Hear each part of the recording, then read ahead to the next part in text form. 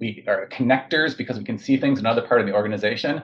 And then ultimately, we help connect the dots with them to figure out whatever it is to solve the problem. Hello, everyone, and welcome to That's a Food Job. I'm your host, Veronica Hislop, and on this podcast, we're here to show you that there is a career for everyone in food, and we are kicking off this new chapter of the podcast strong with an interview with Matt Thell, who is the Global Strategy and Innovation Leader for General Mills.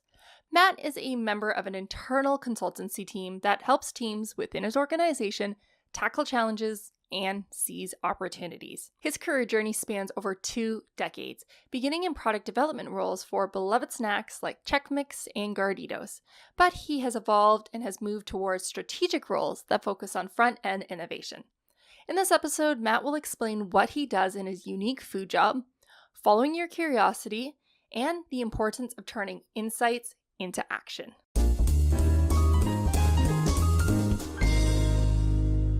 Thank you so much, Matt, for coming on the show and being our first guest. I'm excited. Happy to be here and part of your evolution. Yeah, it's exciting. I mean, you've obviously throughout your career gone through a lot of evolutions with the General Mills family. So Good segue. Love it. That's what I'm trying to do. So we're going to start with the first question that is going to define the podcast, which is, why don't you tell us about your food job? Yeah. So, I mean, if I had to sum it up, I would say my food job is I work at General Mills and I am part of an internal, I'd say strategic consultancy. So we are almost like a little SWAT team that kind of drops in whenever one of our brands, one of our teams has maybe a problem they're trying to solve. Maybe it's a gnarly question they've been chewing on for a bit and they haven't quite figured it out, or maybe it's just it's a big opportunity. Like they see something in some space that they think that they could go after and have really big growth. They call us in and we come in and we help them. We got a team of 8 of us, cross-functional. There's people who are consumer insights experts. There are people who are business experts. There's some product folks, and we work in pairs. And we go in and we help them kind of figure things out. Wow. Okay. That's a very unique food job. And hearing the word consultancy and then within its own company, those 2 words do not go together for me. I know. And that's why I think it's why we're unique in some way. Some of the benefits I think that come from having this internal group is if you go external to consultancy, they may know about food, but they may not know about all your brands or your specific categories. Or maybe you go to an external consultancy and they're really good when it comes to business evolution or a process, but they don't know about food. If you come to us, we are all, there's a lot of us that have pretty high tenure within the company. We've moved around a bit. We've worked across the different brands and different functions. So we know our stuff. And then we also know how to do what the consultancy side might do. So we are, I'd say, better vested partners. So our interest is a little bit more acutely tied to what's going on. And I think it just makes us a really good option. Wow. So, I mean, I feel like everyone knows the name General Mills, but it's quite a large, there's a lot of divisions in that. Do you work for all of the divisions? Do you focus on pet foods or do you focus on granola bars or is it all over the place? Yeah, it's all over the place. So we're, if you want to say, so first of all, the group is called the I Squad. And so that we've been around for about 25 years. So it was back when putting an I in front of thing was semi new. Maybe I'm not going to go as far as cool, but we had the iPhone and all that kind of stuff and it wasn't all played out. But the way it works is we're part of strategy and growth. So if you talk about the big parent part of the organization where we are, we fall under strategy and growth, which has a lot of different groups. And I mean, I guess you could think of us as a centralized resource in that anyone can come to us, right? Cheerios has got something going on, they can come to us. We own Blue Buffalo. If pet food's got some things, if they want to talk about cat wet food and they're trying to figure things out, they can come to us. If it's an enterprise level thing, if they're hey, we're trying to better understand a certain type of consumer or maybe a new region or something like that, and anyone can come to us. and we'll talk with you, and we'll try to scope out what's going on. And then if it fits and if it works and if it makes sense, we'll work with you. Okay, so there's a lot of things that you explore in your role, and let's dive a little bit deeper into that because although I understand that you're that consultancy piece, that still to me is quite many different things that you could do. So, Yep. could you maybe walk us through? I know every day would probably be different for you, but what are the main core things that you do in your role? I'd say there would be a basic level, right? It might be help fix a business problem, right? Like we are seeing declines in some area. So we could work with you through a process with that. It might be help build out a pipeline for something. We got a process for that.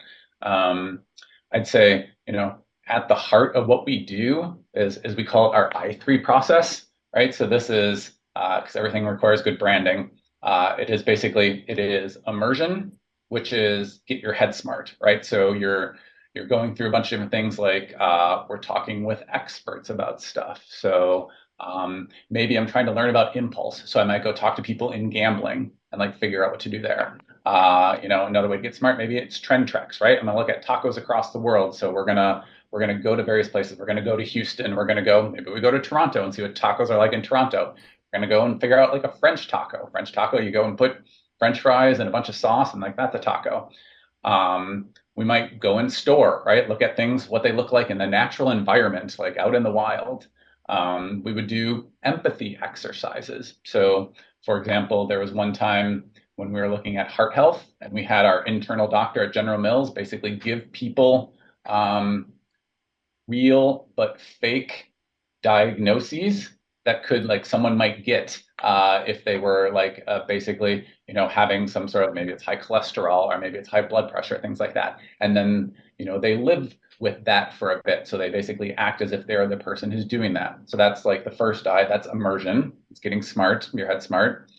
Then we say the next I is interaction. So the first one's getting your head smart. This is getting your heart smart, right? So this is building empathy for whoever it is that you're looking at. Because we say if the best thing we can do is we can take the people who solve the problem and put them in connection with people who have the problem. So the closer that we can get to the consumer, like the better it is for us. So that might involve like going in home or doing various things with the people. And then the final I of the I3 is ideation. So that's coming up with the ideas. Say you only earn the right to ideate once you do the first couple, and that's putting together the strategy, or that's coming up with the new product ideas or whatever it is. So everything we do with a team would be basically kind of in and around that process. Okay, so it really sounds like a collaborative environment where you're thinking about someone's coming to you, you're thinking about ways to address whatever this concern is or this type of growth or just it kind of sounds like a think tank to me. I don't know It is. if that's okay. Yeah, I mean, it's Yeah. a think tank that, like, here's the thing. I'm not the expert when it comes to Old El Paso tacos or Häagen-Dazs ice cream, right? Like, we have teams that live in that world day in and day out, right? People who work in marketing, people who work in insights, and people who work on product development. Our job is to go in with them, be a bit of an external but internal perspective, right? External in the sense that we don't work on the brand, internal because we are still General Mills, and take them through a process that helps them, build community knowledge, focus, right? Because get out of your day job and maybe like focus a little bit, and then come to some sort of alignment. Basically, come to some sort of prioritization. And so we are we are coaches, we are caddies, right? We carry the load. We are connectors because we can see things in another part of the organization, and then ultimately we help connect the dots with them to figure out whatever it is to solve the problem. I think that is such an important role because, as someone who does very specialized academic research, I myself know that I can get so caught up in the details. And then you just talk to someone in an outside perspective, and they're like, hey, have you ever thought about doing X, Y, and Z? And you're just thinking that is such a simple idea, but having that outside perspective really can change just how you think about things. mean, at minimum, we can ask the questions and be a little bit of a provocateur, right? Because we're not of it. It's easier for us with complete good intent, right? Yeah. To say, well, like, what about this? Or what about this? Or what about this? And like, hey, guess what? This person just said this thing. It seems interesting and we're not paying enough attention to it. Like maybe let's like try and focus on that for a little bit. So just kind of helping guide teams through the process and maybe picking out things that they might have picked out on their own. Well, let's talk about an example. I know you've mentioned a few of them, but to really like pardon me, um, let's take it back and have an example because you've spoken about little ones, but let's go a little bit bigger and try to conceptualize what you're speaking about because it sounds that you might have an idea or you might have an offset, but then it also sounds like you do these very unique processes Mm, that it's not very traditional to like you mentioned with the dietitian saying like here's a diagnosis. That's very new thinking to me. So would you be able to walk us through maybe an example of something that you've worked on in the past about how that process is, just to really explore this process that you go through? yeah. Okay. So most recently was working with our Old El Paso team in Europe. Okay. So um, trying to trying to understand about a specific part of the business, right? Like we make lots of different products, right? Like we make seasonings and we make sauces and we make kits and we have different types of tortillas and things like that. And so we were trying to understand things about our taco kits in the different countries that we compete in Europe. And so as part of that, it's a multi-day process and it spans, maybe a few months because, you can only kind of like get in and focus so much. We're not really about kind of like that intense, like just go in and do everything all at once. But, on the immersion side of things, so this is on the front end of getting smart. There's this standard stuff, right? There's like, okay, let's ground ourselves in the category and like what's going on and let's ground ourselves in the business.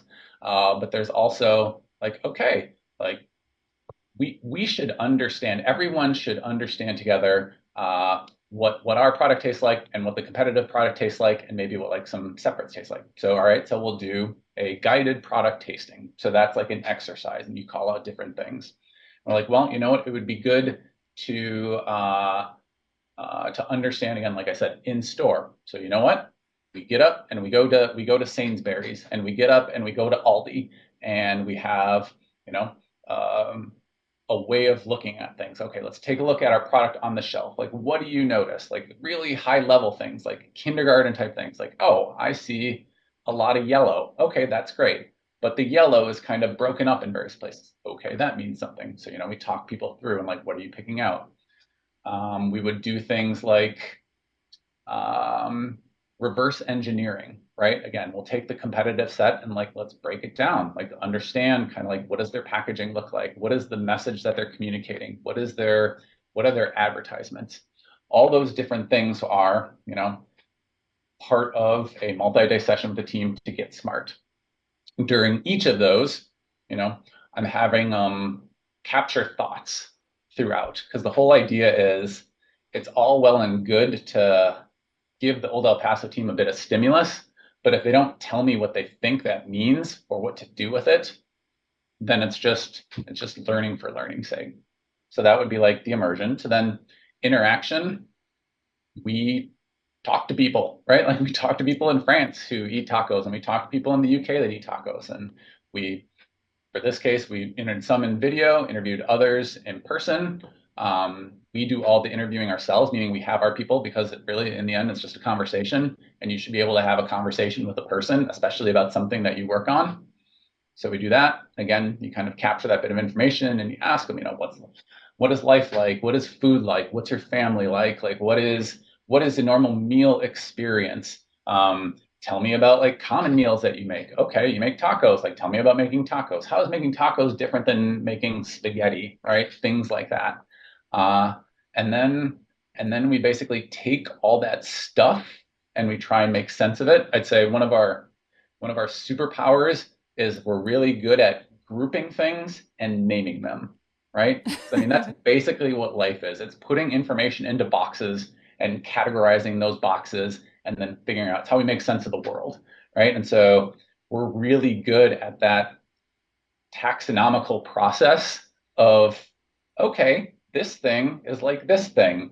We're going to call it this. And that's what we do. And from there, the strategy kind of emerges. And you then say, okay, Old El Paso team, based on what you saw in store and what you ate and what you learned about the category and what this person said and what this person said, here are a series of things you could do. And then you work with that together. Okay, that helps conceptualizing it for me in my head. I like that you said about, putting it into boxes and trying to really tease out, because it's great that you can have all these thoughts and you think about it, but if you don't translate that knowledge into something that's more actionable or something that sees the pattern, it's just thinking. Yeah. And you have to put those into action. Yeah. I mean, and that's it right there. Like my mantra is insights without action are just fun facts, right? Like I've said it so many times. I should probably get it like tattooed in my on my lower lip, right? Because I'm always thinking about like what is the practical application of this, whatever you want to call it, insight, piece of information. Like I don't care how you want to classify it, but basically doing that is you're forcing yourself to say, okay, I have this bit of stimulus. Like, what should I do with it, right? I learned this because you are at different stages of knowledge throughout the process. Like the first thing that you say you should do may not be right, but it's a hypothesis, right? Like anything else, it's a hypothesis. And so we take all these little, we call them we shoulds. Every time after we do something, you're like, okay, we should do something because of this thing that I learned. We take all these things, and that's our building blocks. That's the stuff that we put together. Those are the things that we link up and we try and create then the strategy. And sometimes they're good, right? Like, and sometimes they're not. Like we have a category for those. It's called true but useless, right? Like there's something, but I'm not going to do anything with it. And then ultimately, yeah, that's the stuff that we ladder up into things that become the strategies or the initiatives or whatever they are. Because you do a lot of, like you mentioned, thinking through and then creating actions, do you have any warning signs that if something is going wrong, like, do you have any, like, Yeah. because it could easily be, if you think this thought, so going with the Old El Paso, maybe you've spoken to all these individuals and it seems very clear in this moment that we should change our product to be this way. But then Yeah. after, you might go too far and realize that was just a wrong thought. We shouldn't have gone this far. Like, do you have anything that stops you in saying, like, this is not where we should be going? I mean, it's art and science thing, but okay. So here's an example of like, let's say like a we should gone wrong, but still there was something right there. So doing a bunch of work in China, and this was specifically on Häagen-Dazs. So Häagen-Dazs is one of our brands, delicious ice cream. And so in part of this work, like we spent a lot of time in various people's houses, in their apartments, hanging out, eating ice cream, right? Like we would do things where like, okay, we're going to bring over a bunch of stuff and we've recruited you and we want you to grab 3 of your friends and we're going to go and we're going to have, they would like call it like a carpet party, right? We're just going to put all the stuff out there and we're going to eat ice cream and we're going to ask you a bunch of questions. And, we're spending multiple hours, and in this case, it's a bunch of kind of like 20 somethings, and we're in an apartment and it's great. And the interview is over. We're done chatting with these people and we're having our niceties and we're kind of like heading out. And we have all this leftover ice cream, like different pints of ice cream and things. And we think we're going to be like so benevolent and kind of like, hey, like just keep it. It's all yours, right? Like, oh, of course. Yeah, you'd think so. But they ended up just kind of like swiping it all into the trash.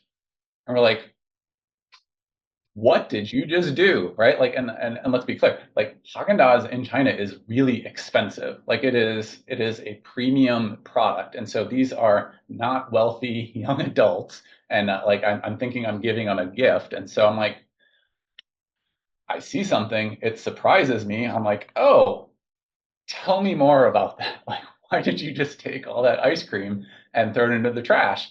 And basically kind of like what we got back is they're like, well, it's opened, it's now tainted. And this is me summing up kind of like I was like tainted. I was like, but we were using different spoons and we were scooping it out and like no one was double dipping, right? Like, and they're like, but like, no, it was exposed. It was exposed to the air. It was exposed to us. It's not at its peak, so I'm not going to keep it. So, in the car, like as we're driving around to the next one, we talk a little bit about, and that's interesting. And I'm going through the we shoulds later, because people have to write up the we shoulds, and I see things like, we should educate people about not only how we have like high quality expectations, but how it's like okay to save the pints after opening, and then the because is because people see partially eaten ice cream as unsanitary and unfit for consumption. And so, like in this case, like the trip up would be like if you take that at face value, if you give too much credit to the we should part, you might come up with something like, oh, I should educate people, and like we should like have this campaign. And first of all, no one wants to be educated, right? Like when I go to like No, buy food, I don't want to be educated. But exactly. the because is still pretty good. The nugget of like what they did and how they feel. And so in this case, the I care more about the why than I do about the what. So like, well, a proposed action isn't that great. Like the if I shift my focus, I could be like, oh, maybe it's about single serve type items, or maybe it's things that are individually wrapped. So the watch out is focus in this case on the why as opposed to the what. It's interesting when you can set up this whole exploratory research and Hmm. then you're done the test in your mind. And then after you're walking away, and then that's where the new insights come from. So you never really know where it's going to come from and to be open to them. Yeah, I mean, everything is a potential stimulus, right? Regardless of it, if it's the in the moment type thing or something that happens at the end, or if it's the conversation that happened in the car, you just have to be ready and able to extract what the right thing is, and that's the art part, not the science. How do you make that environment comfortable when you're actually working with your team? Because you said you're a team of like 8 individuals and such. And as someone who does work, like a lot of a student's exposure to group work is through university, and that is Yeah, not a very fun setting to do. But we know that that changes when you go into the workplace. But you are dealing very much with different ideas and very unique ideas, or going back and forth. How does your team set up an environment that can allow for ideas to come through without being challenged on them, or like creating a I want to say warm environment that you can bring your ideas up without being ridiculed for it or being shot down, even if they're like very absurd ideas, if that does come up. yeah. So I mean, okay. So on the front end, like there's a lot of like structural things. Like we do a lot to first alleviate a lot of the mental burden that might be on the team, right? So um, if you don't have to focus on something else, you can focus on what you're supposed to focus on. So that's why, I talked about how we are like a caddy. You think of like a golf caddy where we carry the load. We try and do all the logisticy things so that you don't have to think about it as a team. So basically, you are coming in and uh, you are not being catered to. Like think about like wedding planning, right? You got a wedding planner, and the wedding planner is there to like handle everything such that you can experience this amazing day, right? And if you do your job right, you don't have to think about everything else, and you can be 100% invested in the experience. So in that case, we're like wedding planners that first frees up any other kind of like, let's say, um, mental burdens. So I think that's the first thing. You got to put people in kind of like the ability to just do stuff. Um, we are, I'd say, fairly casual in our approach. You can think of things like corporate stuff can get a little bit stuffy. General Mills is pretty laid back overall, but like we are very kind of like loose. We're loose in our dress, we're loose where we are. And so that kind of then also sets the tone. As far as like when it comes to like freedom of like ideas or thoughts, we talk a lot about how you know, some people are divergers and some people like to converge, right? Like this is not like there are people that like to create things and like to advance things, and then there are people who like to refine things and execute things. And oftentimes the biggest tension comes in when one person thinks we're creating and another person thinks that we're refining, And then you start to kind of like battle where people are like giving feedback where feedback isn't desired. So we try and be really deliberate, right? Like if we are in a divergent mode, like you're going to know we're diverging, right? And so people who are creating, this is great, right? We're full of possibilities. We can do this all things. The refiners and the executors, they might not like it. They might like, why can't we just pick something? But at least they know that this is what we're doing because a little further down the line, we're going to be converging, right? And that's their opportunity to shine, right? Like they can say, like, all right, we picked something and this is what we're going to do.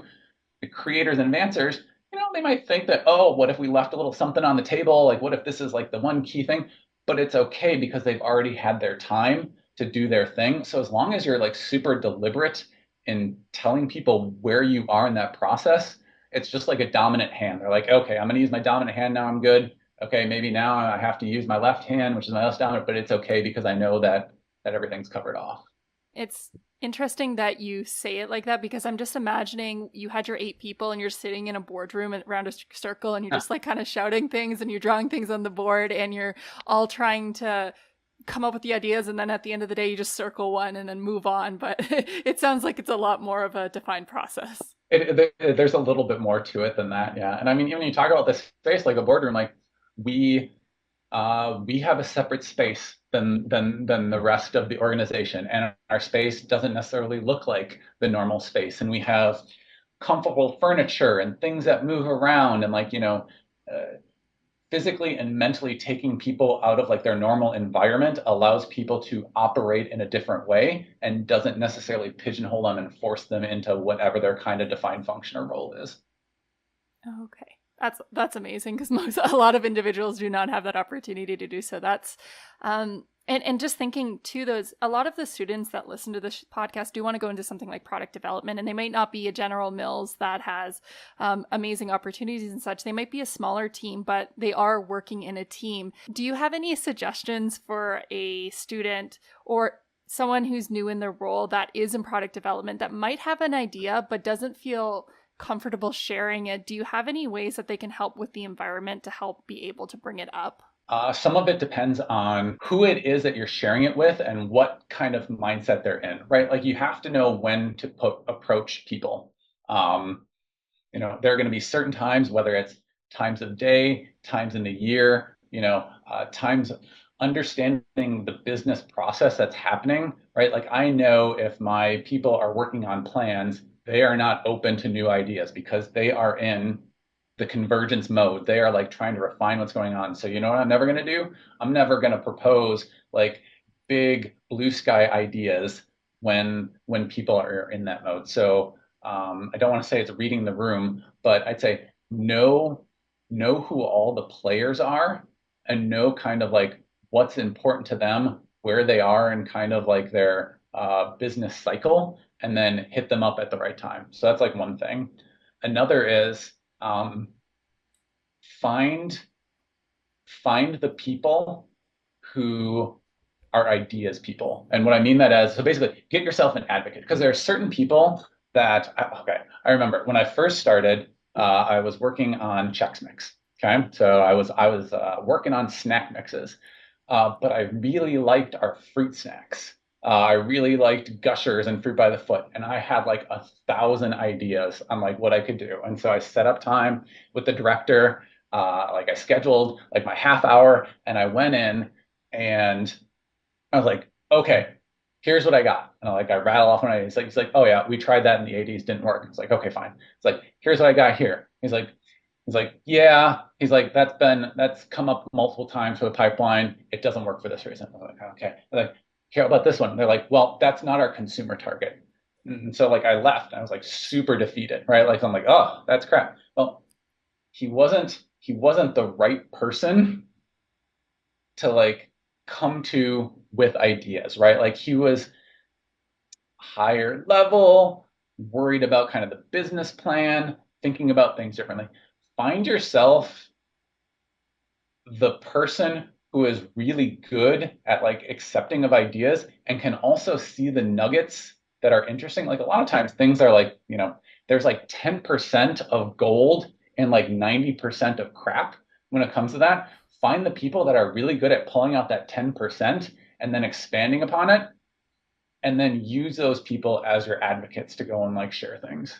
I think that's a really good idea. And I know from my personal experience, even like working at Food Grads, there's different individuals that you can shout an idea and then they'll give you like 10 more ideas on top of it and like really pull it out. And then you have the other individuals where it's like, let's bring it down. Let's bring it down. And that might not really work. And I admit I'm probably more on the second side where I'm always thinking maybe it's the scientist side of me where it's like, okay, we have to get the experiments done in this and this. So finding an advocate, I think that's a really good, and also thinking about the cycle of where someone is, because it might just not be, I mean, you've probably seen with your world of trends and all that, that something might be great at this one time, but it's not going to work in 5 years, or it's not going to work even like next season. Like doing a blowout on pumpkin spice might not really work in February, but it would work in September. Yeah, I mean, there's plenty of things that we've had products that, have not worked back in the day, but they get recycled. And, times change, people change, people's perception of convenience changes or taste or whatever it is. Things can come back in. And then just like it's also not like just like an advocate. Like I like to like surround myself with people who are like kind of like, they're ideas people. And I like people who are external processors because those people are the people that I can bandy stuff about. And I like people that are deep thinkers because I can give them something to like sit on and then they'll come back to me. And then like, I have that group. Like I think about it like if you got a buddy that you go like clothes shopping with, right? So like ideas are like clothes, right? You gotta try them on, you gotta see how they fit, you gotta wear them around a bit, maybe you make some alterations. They tell you how you look. Like I want someone that can kind of do that with me and then, help me in the end figure out what's the right outfit if we're gonna extend that metaphor and beat it to death. Do you think that you've always been a person who's always thinking about ideas and thinking about in different concepts? Have you, I'd say curiosity. To me, it sounds like you're very curious about why does this be like, why is something like this? Do you find that this was something that you grew into as you continued into General Mills, or was this just something that, as a kid, I was curious and it just kind of stayed with me? I think it was something that was always there. I just didn't know exactly how to channel it, right? So like people would say that I was kind of like a chameleon back in the day. Like you can bounce into different groups easily and kind of like morph your behavior and your attitude and your speech and what you do. And really to me, that's what I do with teams now, right? Because one team is different than a different team, and my French team is different than my US granola bar team. And so have the ability to do that. But then also, like I'm very much a breadth person as opposed to a depth. And the reason why I like breadth is one, it's just different new experiences, but then you can connect the dots, right? Like I can collect all those different dots and they're all kind of swimming out there. And eventually I'll figure out what to do with them. Like eventually, we use the analogy with us, with our group as like kind of like pointillism, right? Like you got all these different dots that are out there, and if you do it well, it coalesces into this beautiful picture. I just want to collect lots of dots so that I can put them together in some way, shape, or form later. It really reminds me of the book Range. I believe that's the Mm, name of the book. I'm familiar.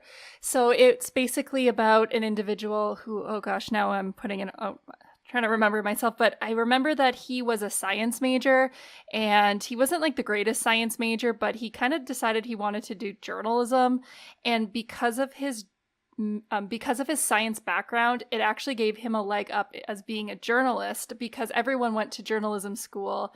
They've been a journalist, but then because he had the science background, it made him stand out in a way that the company actually wanted to hire him because he now had this range. So he might have not been a super in-depth journalist, but because he could start to understand the science behind it, he could do like sports news a little bit Yeah. more and talk about the science behind it. So it's a really good book.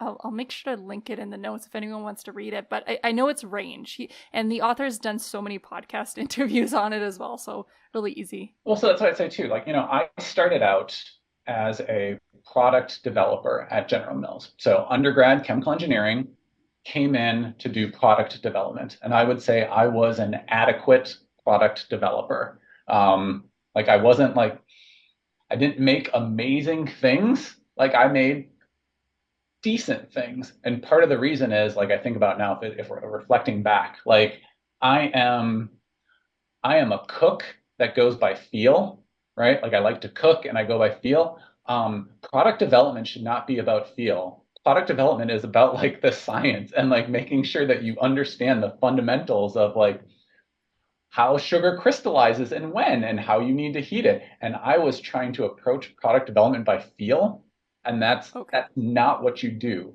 But part of it, I think that ultimately worked, and and eventually I went back and I got my MBA, and then I made the switch to strategy. Like I could take the parts from like my engineering and development days and then I can translate that when I'm trying to like work across teams. So I got that. So that's a unique aspect. Like I'm not called on to be the technical person in my group, but I do have some basic understanding of fundamental science and like what that group does. So that that makes me slightly different within our group compared to someone else that's got like a pure insights background or analytics or something like that.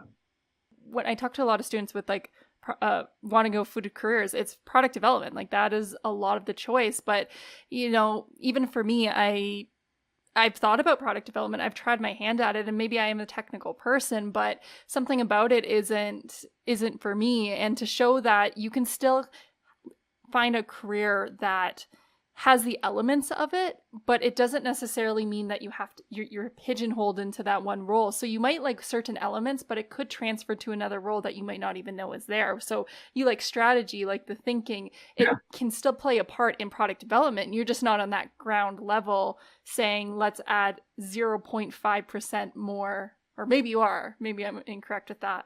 What I learned during that process, during being an adequate product developer, was that I really liked the front end, right? Like, because I had worked on core products, right? Existing things that we were trying to make better and things like that.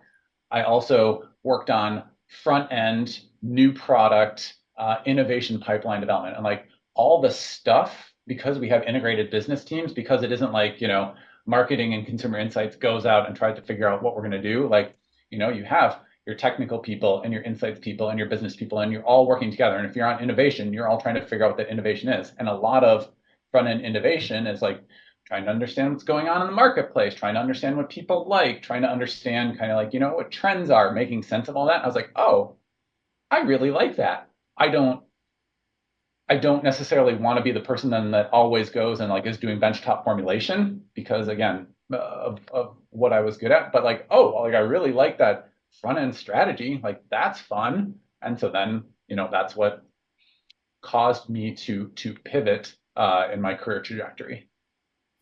Do you think that those experiences have helped you in terms of recruitment? Because I know that you are responsible for helping to recruit students into General Mills that aren't necessarily in the typical schools that might funnel into General Mills. You might go to what's the word, non-core schools, so to say.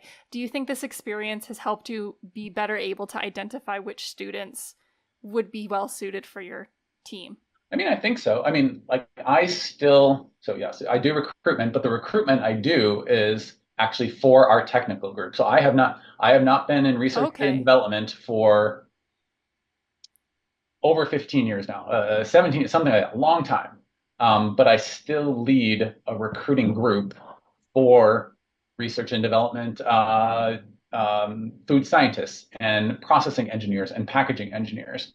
Uh, and the reason why I do it is I love it. I love recruiting. I think it's super fun. I think it's great chatting with students. I like being able to help people understand their potential future, and then when they come in as interns, kind of like mentoring them. But I think it does give me a different way of assessing what good talent is, because there is the technical aptitude, right? Like do you know, like if I ask you, oh, you're making a Nature Valley granola bar and you're getting consumer complaints that it's soggy, not crunchy, right? Like I can ask you that question as an interviewee and you can tell me things and I can understand if you're getting the science right. Like I know that. But as someone who kind of works in my space, I can also understand if you're good at solving problems, right? Because I don't expect you as a brand new person to know how to make Cheerios or know how to make fruit roll-ups, right? But I do know if you can give me the logic walk of how you might address a problem like that and tell me all the different things that you'd consider, because to me, that's what makes a good problem solver. Like I know if you can tell me a good story, right? Like if you can take me from point A to point B. Now, I'm not saying like it needs to be like the hero's journey, right? It's not about, oh, there's challenge, there's temptation and transformation and atonement. Like it's not that kind of story. But like the thing is, like even as a technical developer, like you need to sell in what you're doing. You need to get people to believe what you're doing. You need to have like a beginning, middle, and end to your point that you're trying to make. And so it's one thing to technically solve the problem at hand. It's another to be the technical person in a business group that tries to get across the point of your function and what you're trying to do and to make people believe in your solution. So, one of the things, do you find that a lot of students are missing this when they do an interview and such, being able to logically walk through something? What's difficult is you're trying to sell yourself in a very short period of time. And so your natural proclivity is to like do like a dump, right? Like I want to get all this information out. I want you to see all these good things that I've done, right? Like, and I want you to understand, and I want you to understand because I think if I'm a technical person, I want you to understand that I am technically minded. So a lot of times they go into kind of just like the minutia of the research and like the really where I'm sure is super important in that time and for what you're doing. But for me, the differentiator is, can you, if I ask you, like, tell me about a business problem that you tackled, or tell me about a problem that you had where you didn't know the answer, and like how you came about the solution. Like that's not about all the minutia and the technical things. Like I get it, you're smart, you're a scientist, right? That's cool. Like ultimately, this is a business, right? Like we are a company who is beholden to our shareholders, and ultimately we need to put out good products that people like. And so, like, I want you to tell me how you're going to function within a business team to like be that technical expert that helps that ultimate company goal. Do you have any resources or suggestions on how someone can practice this? Because everyone's so used to just taking tests. Like Yeah. that's how I show that I'm a technical person. But actually speaking to someone outside, you could talk with your family, but they might have no clue if you're even close to where you're supposed to be in terms of that thinking process. I mean, honestly, I'd say talking to your family might actually be the way to go about it because they Okay. well, I mean, okay, let me put it this way. Like people talk to people who are not technical people, right? And in the sense of can you convey your point to someone who maybe is not as close to what you're doing and make them think, huh, that was cool, right? Like, oh, yeah, I understand that um, you solved a problem that ended up with this benefit, and that benefit had this impact, right? Like that. If you can take someone who's not as close to it and make them think, oh, yeah, that's interesting, you're probably getting closer to what I'm looking for. And again, I will couch this all with you still need to be technically sound. Like I'm not gonna like I'm not Yeah. saying that you can whitewash this and just kind of like tell me a pretty story and think that it's gonna work. Like I still have like I have technical questions. I'm asking you about like, okay, if you're noticing this result in Progresso soup, like what do you think it is? Or I'm noticing this going on with my fruit roll-up, and you better be talking about water activity and you better be talking about bricks and things like that. Like that's got its time and place. And then there are all the other things that are part of that I want to learn about. When I do an interview, I say, if I'm doing my job right, it's going to feel like a conversation, right? So, and we're both clear here what this transaction is, right? You are trying to get a job. I am trying to like understand who would be the best fit for the job. So it's not like we're just like meeting on the street, but like I want to ask you about something that you know and that you're familiar with and that you're comfortable with, and I want to use that as a way in to to then ask you the questions that get at the things I need to know that are in the right context. And so it'll feel a bit more like hopefully a back and forth until I get to the point where I'm like, okay, now I have to ask you technical questions. Bringing it back to what you were saying earlier, it really is reading the room, understanding, trying to think about the interviewer, trying to think about why are they asking me this, but also understanding who you're talking to, because being in an interview, you don't have to technically know every single small detail. That isn't, you're not trying to solve the problem Right. within that. You're trying to show that you can communicate an idea, but at a level that is technical enough that someone can understand your reasoning, but not so much that you are now starting to talk about the micrometer of the ched or the cracker thickness. Like, it's a little too much. Find the right level to convey the information that makes me understand that you know how to solve a problem and you have the expertise and the skill to do it in a scientific way. I think that's a great place to start, Matt, because we are at the end of our interview. And thank you so much for coming on the show, being our first That's a Food Job guest. I'm really happy that we started off really strong, and I hope that our audience was able to get a lot of insights, because your role, your food job, never spoke to anyone like you before. So it's been great for me. Happy to help, and it's been fun chatting. If you enjoyed today's discussion, then be sure to subscribe to our newsletter designed to help you build a successful career in the food and beverage industry. In our newsletter, you'll receive practical tips to level up your career and get early access to everything that's happening in the world of food grads. As always, thank you everyone so much for listening, and I will see you next time.